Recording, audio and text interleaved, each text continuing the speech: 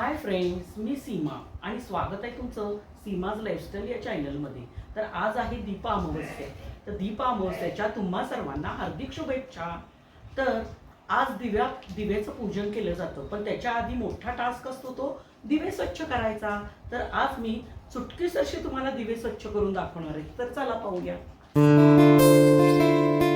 छान अशा पद्धतीनं आज मी दिव्यांची पूजा करून घेतली आणि कणकेच्या दिव्यांनी सर्व दिव्यांना ओवाळून घेतलं. आपल्या घरातील पितळेचे, तांब्याचे, चांदीचे दिवे तसेच मेटलच्या समयी अगदी नव्यासारख्या कशा चमकवायच्या तेही महागडे केमिकल न वापरता फक्त घरातील सहज उपलब्ध असलेल्या वस्तूंपासून ते पाहू. तर एका पातेल्यात गरम पाणी करायला ठेवायचं व त्यात 1 चमचा डिटर्जंट पावडर टाकायची व अर्ध लिंबू पिळून घ्यायचं व कडक पाण्यात 2 तास ठेवून घ्यायचं. त्यानंतर दिव्यावर विम लिक्विड ओतून घ्यायचं व स्क्रबच्या घासणीनं त्याच्यावरचा चिकटपणा निघतो. बघा कसा अगदी जोर न लावता हलक्या हातानं त्यावरील चिकटपणा, पिवळटपणा व तेलकटपणा निघतोय बघा. आणि त्यानंतर परत अशा प्रत्येक समईवर पण बघा कसं पिवळट डाग पडला आहे आणि तेलकट पाणी झालं आहे ते.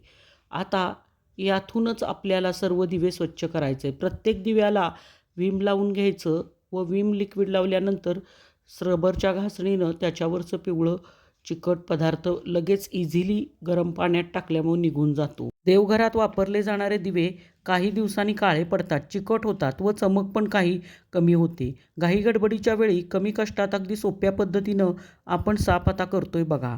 तर चला पाहूया. आता आणखीन एक ट्रिक आपण वापरणार आहोत.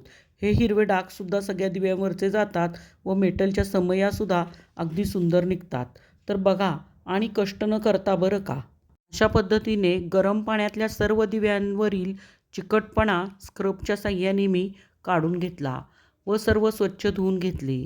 त्यानंतर एका डिशमध्ये 2 चमचे मीठ घेतले व त्यामध्ये 1 चमचा बेकिंग सोडा म्हणजेच खाण्याचा सोडा मिक्स केला व अर्धे लिंबू पिळून घेतले.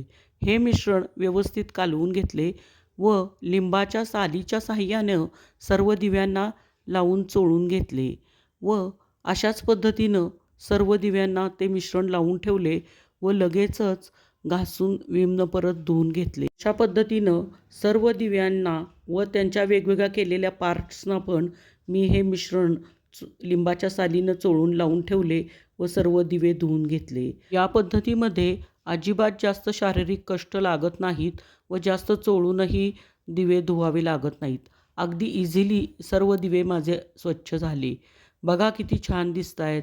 अशा पारंपरिक पद्धतीने मी सर्व दिवे स्वच्छ करून घेतले व चांदीचे पण दिवे छान निघाले आणि मेटलच्या पण समया यामुळं माझ्या छान निघाल्या. त्यामुळं हे मिश्रण व ही ट्रिक तुम्हीही वापरून बघा. आवडली तर लाईक करा, शेअर करा आणि सबस्क्राईब करा.